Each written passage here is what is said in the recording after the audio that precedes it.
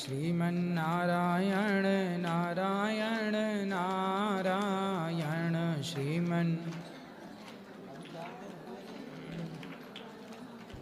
बोलिए गौरी गोपाल भगवान की जय। जय श्री राधेश। जिनका प्रश्न है वो अपने हाथ उठाएं। किन किन का सवाल है? जिन जिन का सवाल है वो हाथ उठाएं। अच्छा, खड़े हो जाओ।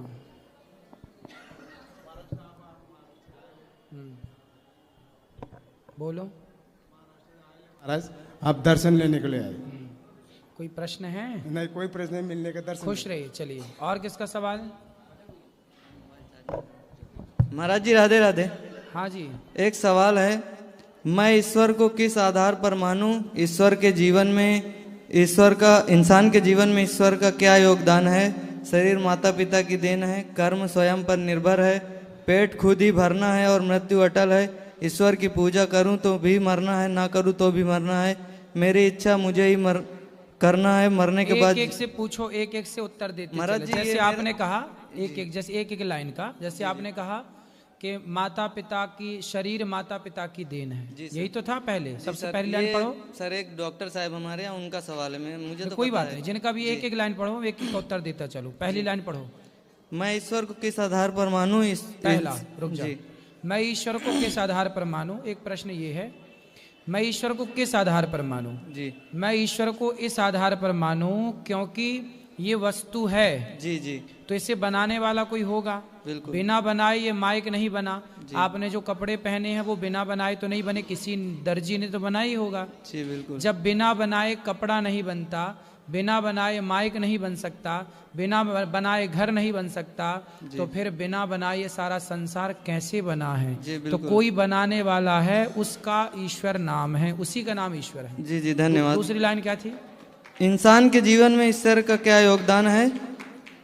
दूसरी जी, ईश्वर का क्या योगदान है? जी, ईश्वर का योगदान ये है कि ईश्वर चाहते हैं इसलिए किसान खेत में बीज बो देता है। जी जी। पर फसल तो तभी आएगी ना जब भगवान चाहेंगे। जी, बिल्कुल, बिल्कुल। वरना किसान अपने से उगा ले, फसल अपने से कर ले, भाई सबका फिर 100-100 कुंटल निकलना चाहिए।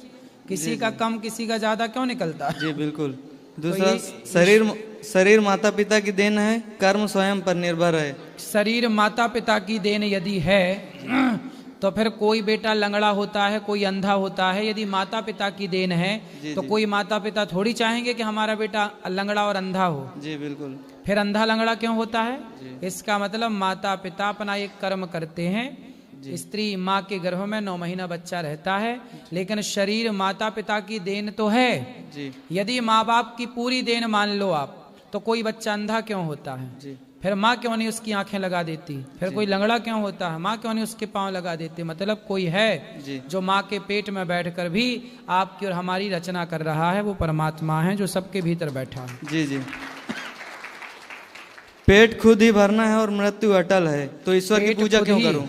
पेट खुद ही भरना है तो ईश्वर की पूजा क्यों करूं? जब पेट खुद ही भरना है तो ईश्वर की पूजा क्यों करें? जी भाई ये बताओ, जब आप अपनी माँ के पेट में थे जी, तब कौन आपका दादा खाने देता था आपको? नहीं, भगवान देते थे। फिर डॉक्टर जब आप अपने माँ के पेट में थे तब 9 महीने किसने खाना दिया? भगवान ने। ना माँ ने दिया ना बाप ने दिया।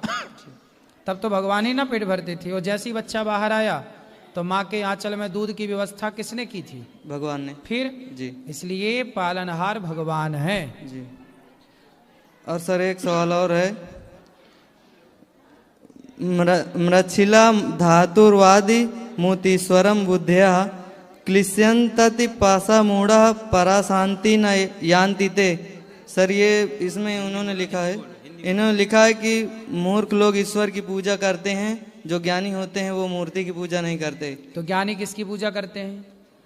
बस सर इसमें यही लिखा है, इसमें लिखा है कि मूर्ख लोग मिट्टी, पत्थर, धातु और लकड़ी की मूर्तियों की को ईश्वर मानते हैं, इनको कभी भी शांति की प्राप्ति नहीं होती। तो फिर विद्वान किसकी पूजा करते हैं? उनके अनुसार कौन किसकी पूजा करते हैं? फिर वो किसकी पूजा करते हैं?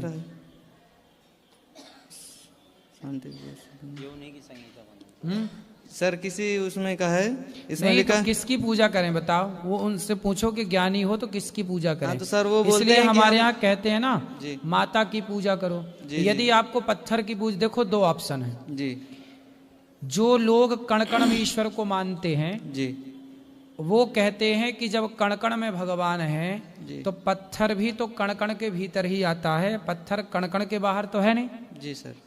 यदि भगवान सब जगह है, सर्वम खलविदम ब्रह्म, यदि भगवान माँ के भीतर है जी तो फिर उनसे बोलो पत्थर की पूजा अच्छा मत करो, धातु की पूजा मत करो, अपनी माँ की पूजा करो। जी जी माँ को भगवान मान लो, पिता को भगवान मान लो। देखो ऐसा है कि पेट आप गोभी की सब्जी खाओ तो भी भरना है, जी जी पालक की सब्जी खाओ तो भी भरना है, Yes. कढ़ी खा लो तो भी भरना है, यस है ना। पेट भरने के बहुत सारे ऑप्शन हो सकते हैं, जी जी है ना। किसी को गोभी नहीं पसंद तो पालक खाए, पालक नहीं पसंद तो आप तुरई की सब्जी खाओ, वो नहीं पसंद तो फला खाओ। जी उसी तरह आपको मूर्ति धातु की पूजा नहीं करना, कोई बात नहीं, आपके पास ऑप्शन है कि आप माता पिता की पूजा करके सेवा करके पालो। जी कम से कम माँ बाप को भगवान मान लो। जो माँ बाप को भगवान मान के पूजा करते हैं वो भी अच्छे हैं, जी जो दीन दुखी को भगवान मानकर पूजा करते हैं वो भी अच्छे हैं, और जो पत्थर में भगवान मानकर पूजा करते हैं वो भी अच्छे हैं। मुझे तो कोई भी बुरा नहीं लगता, क्योंकि सबकी अपनी अपनी मान्यता है। लेकिन मानव जाति की सेवा करने वाला, जो मानव जाति की सेवा करता है, जो अपने माँ, जो अपने पिता में, जो दीन दुखी में ईश्वर को देख सकता है, वही पत्थर में भी भगवान को देख सकता है। बिल्कुल धन्यवाद। क्योंकि प्रहलाद जी के लिए पत्थर से ही भगवान नरसिंह प्रकट हुए थे। जी सर। तो ये नहीं कहा जा सकता ना कि पत्थर में ईश्वर नहीं है। हाँ, पत्थर जड़ है, उसमें ईश्वर कहाँ है, लेकिन पत्थर में भगवान नहीं होते। जी जी भक्त की भावना पत्थर से भगवान को प्रकट कर देती है, बहुत बहुत धन्यवाद। भक्त का विश्वास प्रकट करता। प्रहलाद के विश्वास ने खंबे से भगवान को प्रकट किया। जी और दूसरा सवाल ये है सर कि हमारे एक भैया हैं, वो बोलते हैं, आप जैसे बोलते हैं कि नदियों को नदियों से जोड़ दो तो जो पानी की समस्या वो ख़त्म हो जाएगी। तो सर भैया हमारे बोलते हैं कि जैसे कभी बाढ़ आती है तो कभी बहुत ज़्यादा बाढ़ आती है, तो अभी जहाँ पे जिस नदियों में पानी है वो वहीं रहेगा, अगर नदियों को नदियों से जोड़ दिया जाएगा तो और ज़्यादा बाढ़ आएगी, ऐसा बोलते हैं। तो इसका आप भाई क्या जवाब कैसे देंगे? आएगी, इसको कॉमन सेंस है ना, समझो ना। जी एक जगह पानी रुका है जी जी ज्यादा, माना कि 10 लीटर पानी है एक जगह, जी यदि 10 लीटर पानी को हमने 4 नदियों में, 4 छोटी छोटी धाराओं में डिवाइड कर दिया, जी। तो वो 10 लीटर पानी 4 धाराओं में बट गया तो वो कहीं नुकसान ना करेगा, अपने रास्ते चला जाएगा। 4 रास्ते मिलेगा ना उसको जाने का। यदि एक रास्ते से जाता जी जी तो वो आसपास के गांव को डुबाता हुआ जाता। वही हमने उसी बोला तरह कि- एक नदी को यदि 4 नदियों का सहयोग मिल जाए तो पानी 4 भागों में डिवाइड हो जाता है। जो घरों में घुसता है बाढ़ का, वो दूसरी नदी जिसमें कम है उसमें ठीक हो जाता है। जी। तो वो डिवाइड, ये तो कॉमन सेंस है बेटा, समझदारी यदि है तो सब बातें ठीक पर है। वो सर वो बोलते हैं अब और मूर्ख लोगों को ना आप समझा सकते हैं ना हम। सर वो और दूसरा सवाल वो ये बोलते हैं, आप बोलते हैं कि बैंक को 2 शिफ्ट में करना चाहिए ना बैंक, हाँ, तो वो बोलते हैं अब बैंक तो सब ऑनलाइन हो गया, तो इसमें बैंक में बैंक तो की बोले कोई जरूरत ऑनलाइन हो गए तो बैंक खुली काहे हैं फिर? नहीं। वही सब हाँ, ऑनलाइन है तो बंद हो जाए सारी बैंक। हाँ, भाई ऑफलाइन भी काम चल रहा है, ऑनलाइन भी काम चल रहा है। मूर्खों की तरह वो बात ये कर रहे हैं। सुझाव सर आपको बहुत अच्छा है, हमें भी बहुत अच्छा लगा। इसलिए सर और हमारे भैया हैं, उनकी सर शादी है दिन में भी बैंक चले, रात को भी बैंक चले, 8-8 घंटे की 2 शिफ्ट हो जाए। इससे क्या होगा कि रोजगार बढ़ जाएगा और लोगों को लाभ ये होगा कि उनके लिए दिन भर बैंक खुली रहेंगी। अभी 10 से 5 बैंक खुलती है, 4, जी जी फिर क्या होगा 8 से 8 खुली रहेगी। बिल्कुल तो बिल्कुल कभी भी आप जाके अपना काम कर सकते हैं, 12 घंटे खुले।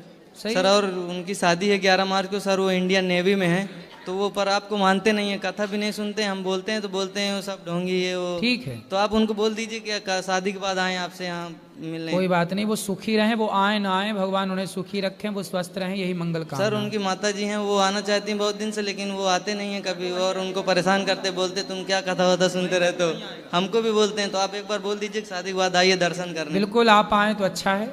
जी धन्यवाद। भगवान देखो हम कैसे कहें, ये तो बिहारी जी का धाम है, बिहारी जी बुलाएंगे तो वो आएंगे, वरना सर। थोड़ी आ पाएंगे वो। हाँ बिल्कुल धन्यवाद।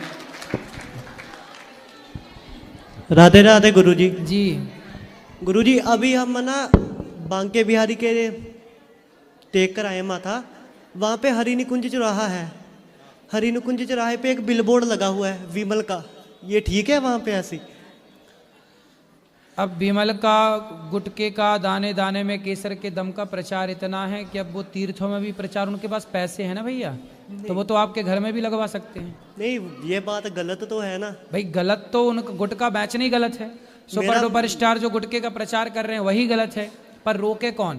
क्या आप रोक सकते हैं? क्या? हाँ भाई, पैसे वालों को आजकल कोई नहीं रोक सकता, पैसे वाले सब खरीद सकते हैं। मेरा मानना ये है कि जितने भी मंदिर के एरिया आता है ना, उसमें ना तो कोई गुटखा बेचे ना खाए।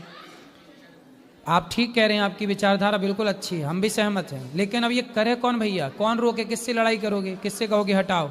नहीं, आप तो कह सकते हो। हम कह ही तो सकते, तो हम तो कई बार कह चुके कि भाई गुटखा ही ना बिके। नहीं, आप तो योगी जी से भी कह सकते हो। कौन से योगी जी से? योगी जी को नहीं पता कि गुटखा बिक रहा है इस देश में? नहीं, उतना बिलबोर्ड तो लगाना तो गलत बात है ना, ये गलत बात है, बिल्कुल कहेंगे, आप चिंता ना करो। धन्यवाद गुरुजी, मैं स्पेशल आया था ये कहने के लिए आपसे। ठीक ठीक ठीक।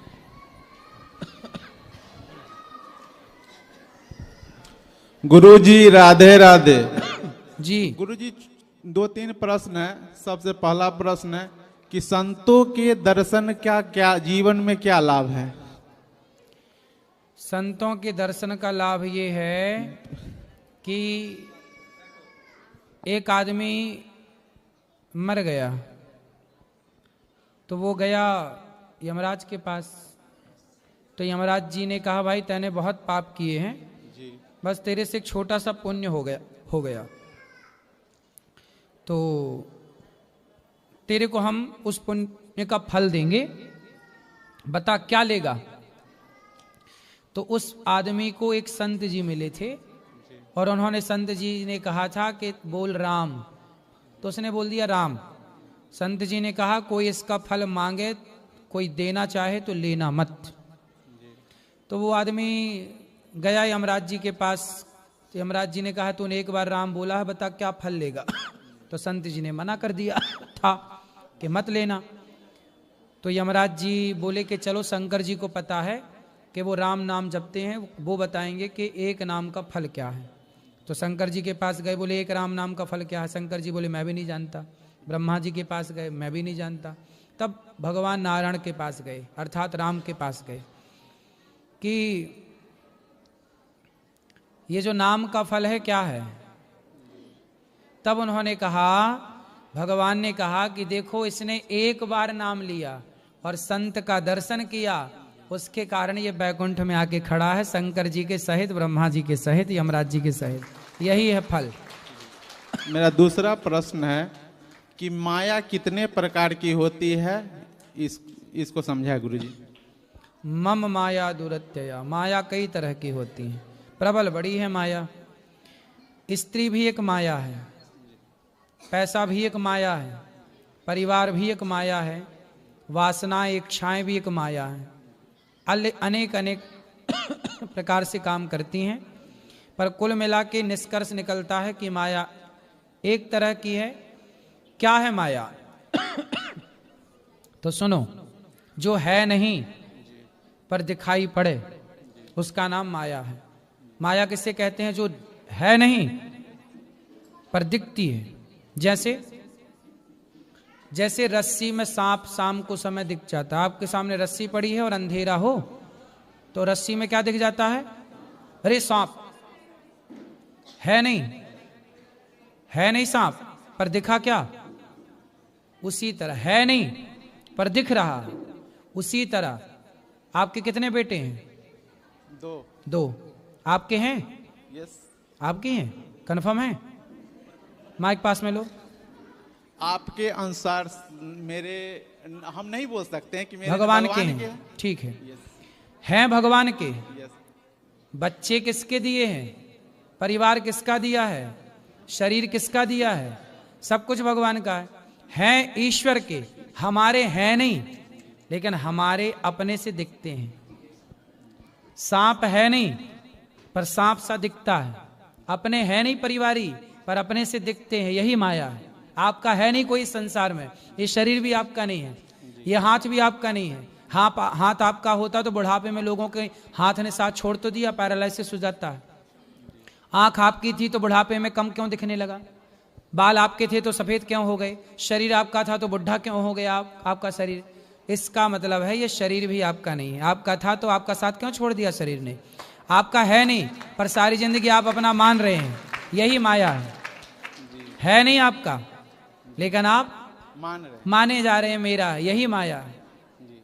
मेरा तीसरा प्रश्न है, रामचरितमानस के उत्तरकांड में हम सुने हैं कि यह सब माया कर परिवारा प्रबल अमित को बरने पारा, शिव चतुरानन जाहि डेराहि तबड़ जीव के लेखे माय, सो दासी रघुवीर की समझे मिथ्या सोपी, छूट न राम कृपा बिना नाथ कहूँ पदरोपी। कहने का अर्थ है कि जिस माया से शिवजी और ब्रह्मा जी भी भगवान की माया से डरते हैं, भगवान की माया ने ब्रह्मा शिव दोनों को मोहित कर लिया, और वही माया रघुवीर जी की दासी है, तो हाँ। कैसे समझाए गुरु जी?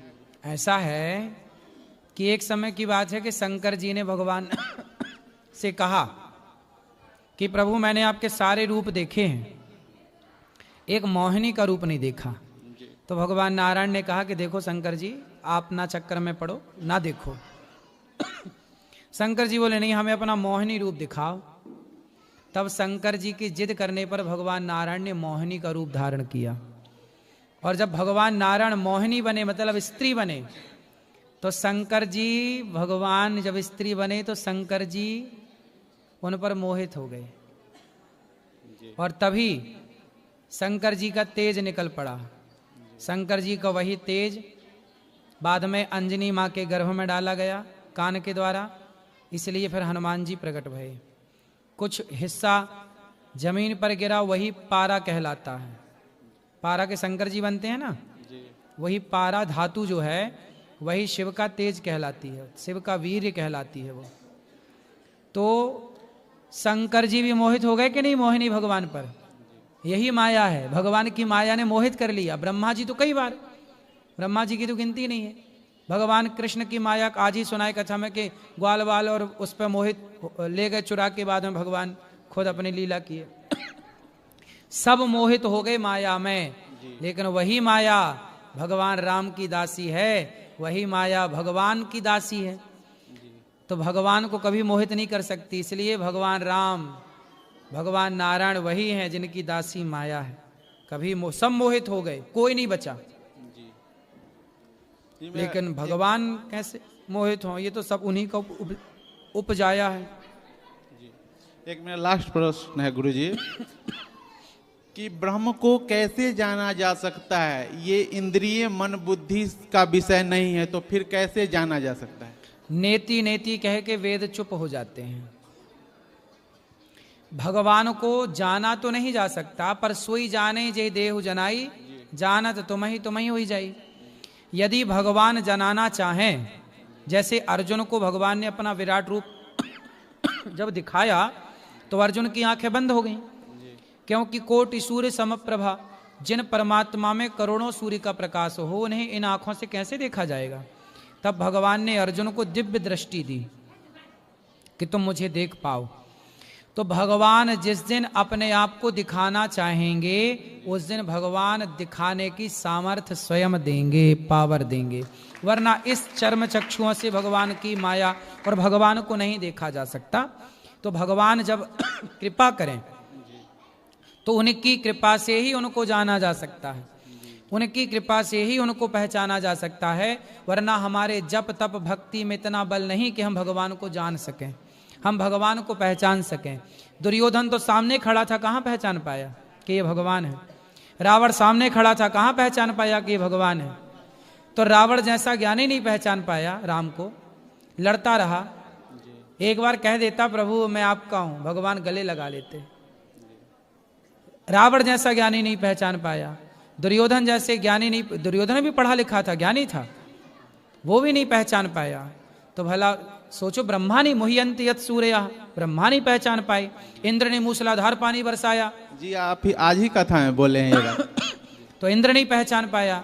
तो भगवान को वही जान सकता है भैया जिसे भगवान स्वयं अपनी कृपा से अपने को जनाना चाहें। जी ठीक, और कोई सवाल? और कोई? एक लास्ट है, बताओ। कि जिसका मृत्यु निश्चित हो जाए, पता चल जाए, तो जल्दी से जल्दी मरने वाले को क्या करना चाहिए? मरने वाले व्यक्ति को क्या करना चाहिए, यही सवाल राजा परीक्षित जी ने सुखदेव भगवान से पूछा था। जी। कि प्रभु मैं जल्दी मरने वाला हूँ। तब भगवान सुखदेव जी ने कहा था, तस्मात् भारत सर्वात्मा भगवान ईश्वरो हरि श्रोतव्य कीर्तितव्यश्च स्मर्तव्यश्चेच्छता भयम। हे परीक्षित, जैसे जल्दी मरना